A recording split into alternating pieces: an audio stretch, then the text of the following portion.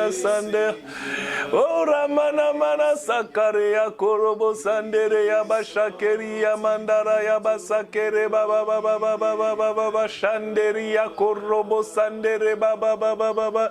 Tout genou fléchira, toute langue confessera que Jésus. Shoramanda bayakura basakara bakura basanda yakuria mandara baba baba baba baba. Alléluia. Oui, Jésus, tu es Seigneur. Alléluia. Nous voulons te rendre grâce encore, ô toi notre Dieu.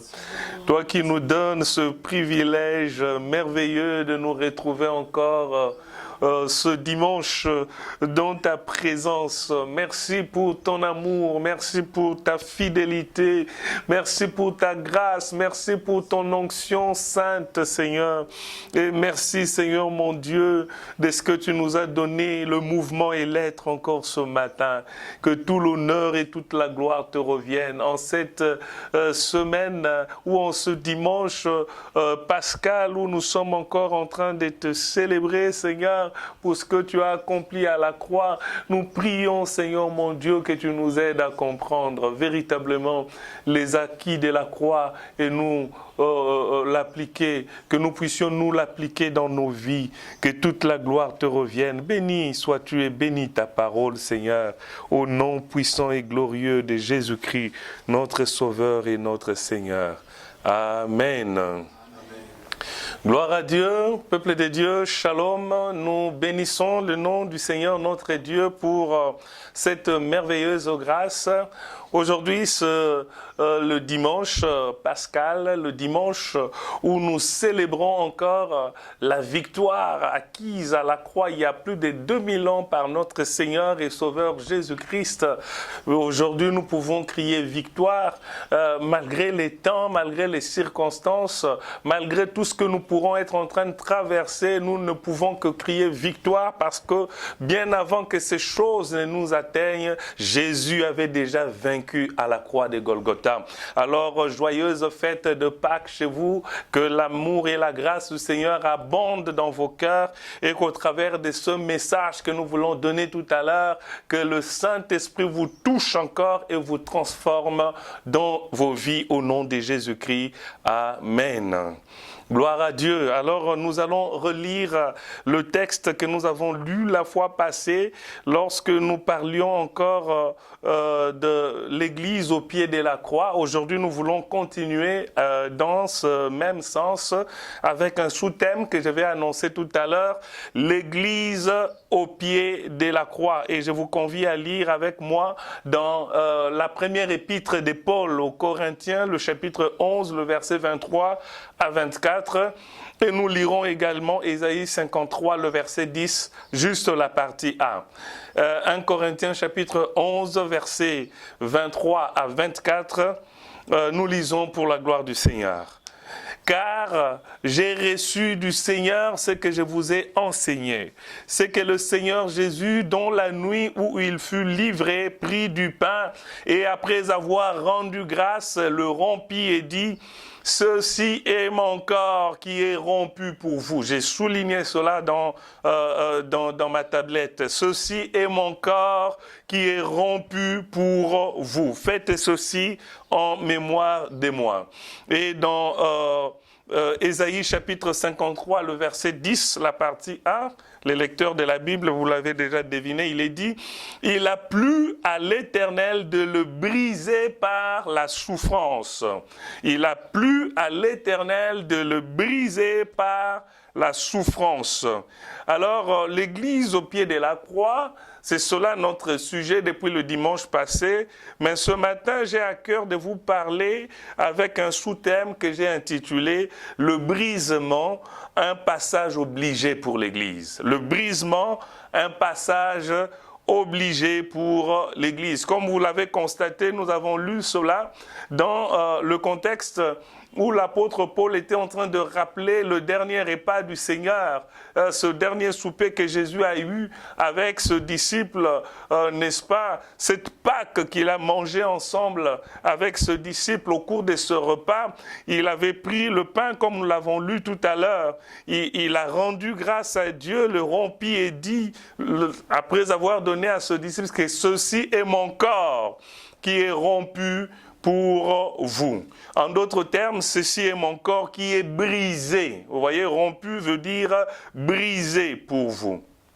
Et Ésaïe chapitre 53 dit qu'il a plu à l'Éternel de le briser par la souffrance. C'est comme cela que nous sommes en train de parler sur le brisement, un passage obligé pour l'Église, un passage obligé pour le croyant que nous sommes. Si nous voulons vivre la véritable vie des dieux, bien-aimés dans le Seigneur, si nous voulons connaître un vrai réveil spirituel, nous devons savoir que la seule route qui conduit à cela s'appelle le brisement. Il n'y a pas une autre avenue, il n'y a pas un autre chemin, il n'y a pas une autre rue qui peut vous conduire à la gloire de Dieu, à une vie véritable du Seigneur, à un réveil spirituel et biblique si ce n'est le chemin du brisement. En effet, le brisement est le chemin même par lequel notre Sauveur et Maître est passé. Et Jésus-Christ l'a confirmé comme nous venons de le dire tout à l'heure, en donnant ce pain, l'illustration de son corps qui sera bientôt là sacrifié à la croix. Il dit à ce disciple que ceci est mon corps qui a été brisé, brisé. 8 siècles avant lui, le prophète Ésaïe avait parlé également de ce brisement, n'est-ce pas, de notre Seigneur Jésus-Christ. Il n'est pas question d'un brisement physique, vous allez comprendre lorsque nous allons exposer tout à l'heure. Les disciples n'est pas plus grand que son maître. Il ne peut par conséquent échapper à la voie principale par laquelle son maître est passé. Non, bien-aimé, l'Église doit être au pied de la croix afin que celui qui était allé à la croix soit un modèle constant pour elle. Voilà pourquoi nous devons rester à la croix. Mais celui qui est allé, bien-aimé, à la croix est un modèle dans bien des choses, nous allons le voir. Le but de la vie chrétienne, c'est de ressembler à Christ. Et aujourd'hui, nous croyants, nous voulons ressembler à Christ quand il a multiplié le pain et les poissons. Nous voulons ressembler à Christ quand il a guéri le malade. Nous voulons ressembler à Christ quand il a ouvert les yeux des aveugles. Nous voulons ressembler à Christ quand il a fait marcher les paralytiques. Oh, nous voulons ressembler à Christ, bien-aimé, quand il a chassé les démons, etc. Mais nous ne voulons pas être comme lui dans sa soumission au Père durant toute sa vie terrestre. Et même quand il est allé à la croix, nous ne voulons pas être brisés comme lui a été brisé à la croix. Voilà notre problème, bien-aimés dans le Seigneur. Nous voulons faire des miracles au nom de Jésus. Nous voulons épater le monde. Mais nous ne voulons pas être brisés comme le Seigneur. Pourtant, les miracles de Jésus n'ont pas été la raison de son élévation et de son grand nom parmi les hommes. Non! D'ailleurs, quelques-uns de ces miracles étaient accomplis déjà également par certains prophètes de Dieu dans l'Ancien Testament. La Bible ne dit pas que puisqu'il a accompli des miracles, puisqu'il a chassé les démons, puisqu'il a ouvert les yeux des aveugles, alors Dieu l'a souverainement élevé. Non, la Bible ne dit pas cela. Si Dieu l'a souverainement élevé et lui a donné un nom qui est au-dessus de tout nom, c'est parce qu'il s'est rendu obéissant jusqu'à la mort et même jusqu'à la mort de la croix. C'est ça ce que Philippiens dit, Philippiens 2, 5 à 11. Ayez en vous les sentiments qui étaient en Jésus-Christ, lesquels existant en forme de Dieu, n'a point regardé comme une proie à arracher d'être égal à Dieu, mais il s'est dépouillé en prenant une forme de serviteur, en devenant semblable aux hommes, ayant paru comme un simple homme. Il s'est humilié lui-même, se rendant obéissant jusqu'à la mort, même jusqu'à la mort de la croix. C'est pourquoi aussi aussi Dieu l'a souverainement élevé et lui a donné un nom qui est au-dessus de tout nom, afin qu'au nom de Jésus, tout genou fléchisse dans les cieux, sur la terre et sous la terre, et que toute langue confesse que Jésus-Christ est Seigneur, à la gloire de Dieu le Père. Voilà pourquoi Dieu l'a souverainement élevé. Voilà pourquoi Dieu lui a donné un nom qui est au-dessus de tout nom, bien-aimé. Si réellement nous sommes disciples de Christ, c'est le même sentiment de Christ que nous devrions également avoir. En d'autres termes, c'est parce qu'il s'est plié à la volonté du Père, parce qu'il a accepté le brisement, qu'il a été souverainement élevé. Aujourd'hui, bien-aimés dans le Seigneur, les croyants ont sans cesse le mot élévation dans leur bouche. Dans nos églises, nous crions élévation. Quand vous prêchez sur l'élévation, tout le monde crie Amen. Mais personne n'a la moindre intention de se laisser briser par Dieu. Nous ne savons pas, bien-aimés, un principe très important, que pour s'élever plus haut, il faut d'abord s'abaisser plus bas. Un immeuble, bien-aimé, qui doit s'élever à des centaines de mètres, doit d'abord s'enfoncer plus bas. S'il doit s'élever plus haut, il doit d'abord s'enfoncer plus bas. Nous devons le savoir. Le brisement, bien-aimé, est un chemin douloureux. Le brisement est humiliant, mais c'est le chemin, le seul chemin qui conduit à la gloire de Dieu. Et lorsque l'Église est constamment au pied de la croix, il constate celui qui a été brisé. Brisé. Et Jésus n'a pas été brisé pour lui-même, nous devons le savoir. Jésus a été brisé pour nous. Brisé pour nous. Et si lui a été brisé pour nous, bien-aimés dans le Seigneur, nous qui prétendons être disciples de Christ, nous devrions également accepter le brisement, accepter ces chemins par lesquels notre Maître est passé. Le brisement, c'est le fait de se laisser, ou plutôt de laisser notre volonté propre être brisée et soumise à celle de Dieu. Voilà ce que c'est le brisement dont je suis en train de parler. Laissez votre volonté propre être brisée et soumise à celle de Dieu. Vous avez votre volonté. Moi, je veux. Moi, je veux. Moi, je veux. C'est bien bon. Mais qu'est-ce que Dieu veut?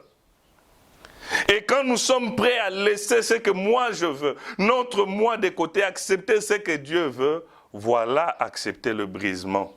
Jésus-Christ l'a accepté à Gethsemane. Lorsqu'il a prié, il dit, Père, s'il est possible, éloigne de moi cette coupe. Seulement, ne fais pas ma volonté, fais la tienne. Fais ta volonté. Jésus a accepté. Et Paul pouvait dire dans Galates 2, 20, que j'ai été crucifié avec Christ. Et si je vis, ce n'est plus moi qui vis, c'est Christ qui vit en moi. Donc ça veut dire que c'est Jésus qui a dominé, qui a triomphé du moi qui se trouve en moi. Passez-moi l'expression. Il a triomphé de ce moi. Il a triomphé et c'est lui qui règne.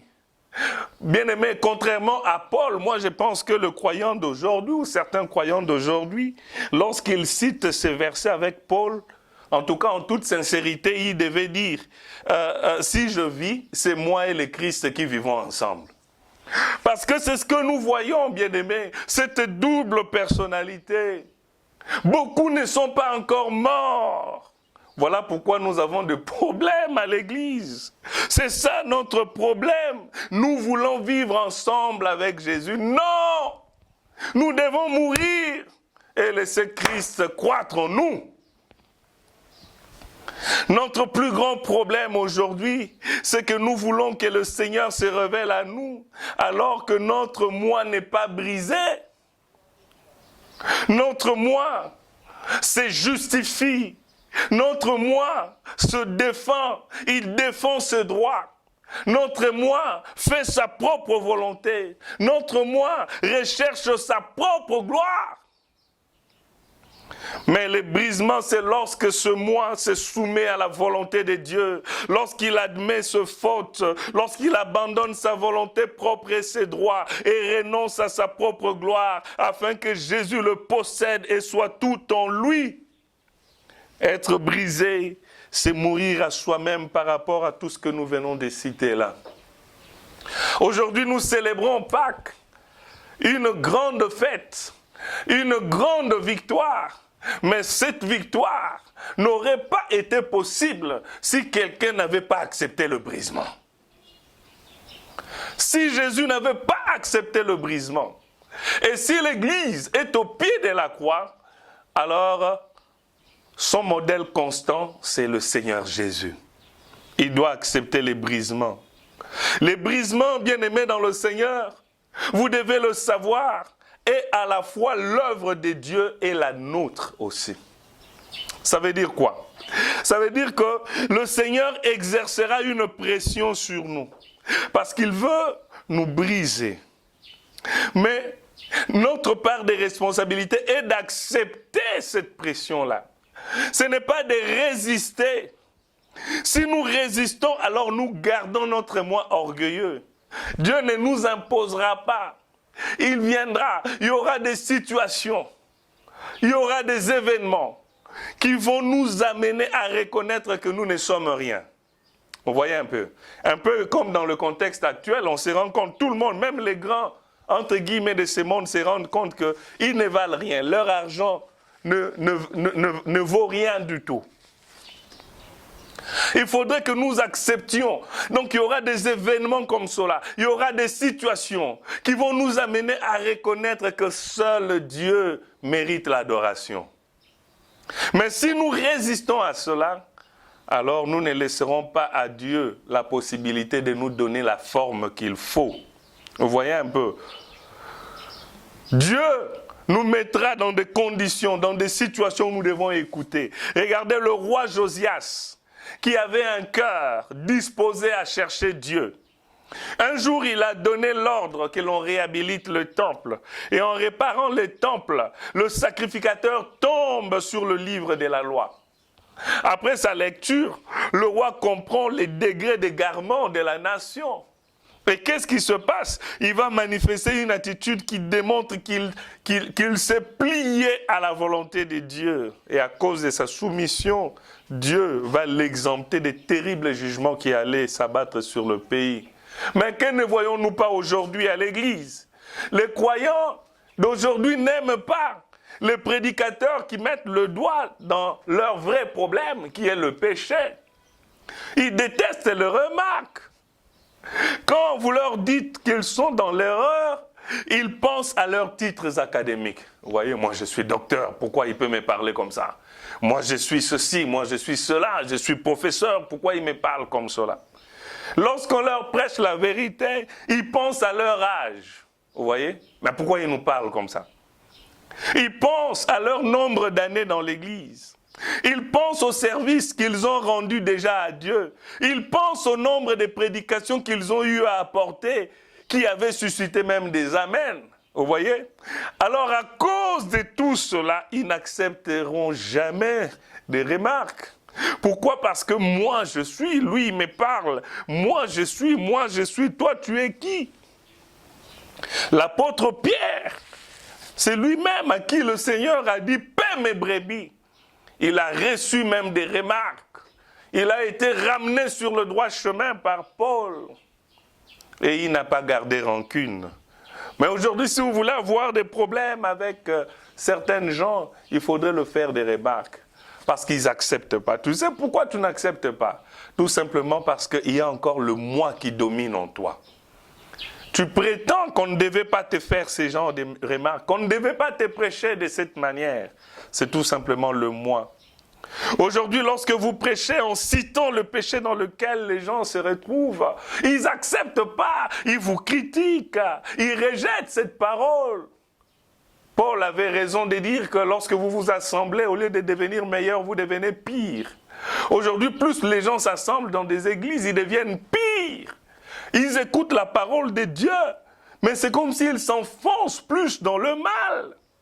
Oh, bien-aimés dans le Seigneur, Que des gens qui changent d'église, ils vont parcourir une église après une autre, tout simplement parce qu'ils veulent être à l'aise.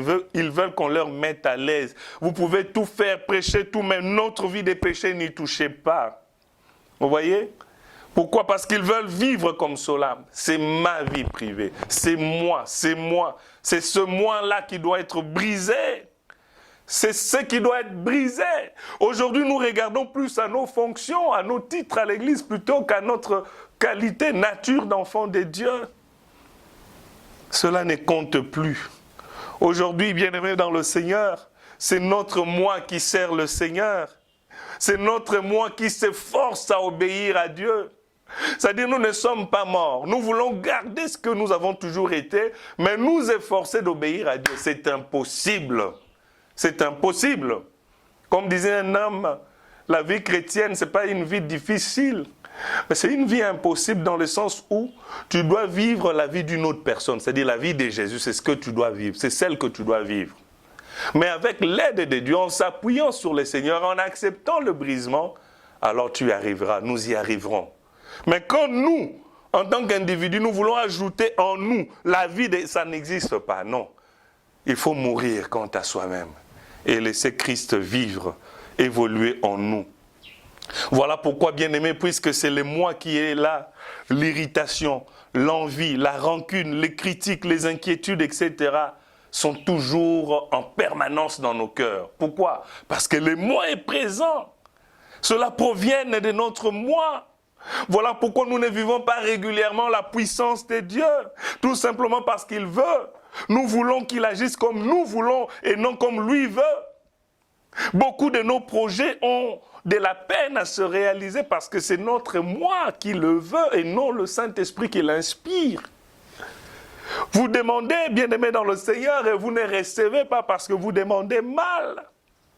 Jusqu'à quand, bien-aimés dans le Seigneur, allons-nous comprendre que le bras de fer avec Dieu est inutile? Ça ne sert à rien, personne ne peut s'en sortir dans ce bras de fer avec Dieu. Notre vie chrétienne se révèle impuissante à cause de ce non-respect des soumissions. Jacques, chapitre 4, le verset 7, pour terminer, il dit « Soumettez-vous donc à Dieu et résistez au diable, il fuira loin de vous. » Je voudrais que vous compreniez que la deuxième partie de ce verset ne peut pas s'accomplir si la première n'est pas accomplie. Nous regardons résister au diable au nom de Jésus, au nom de... Non, non. Soumettez-vous d'abord à Dieu. Lorsque vous êtes soumis à Dieu, alors vous pouvez résister au diable. Pourquoi? Parce que ça ne sera pas vous en ce moment-là. Aucun individu, aucun homme, aussi robuste soit-il, ne peut faire face à un plus petit des démons. C'est impossible, c'est un combat perdu d'avance parce que les démons sont des esprits, Satan est un esprit.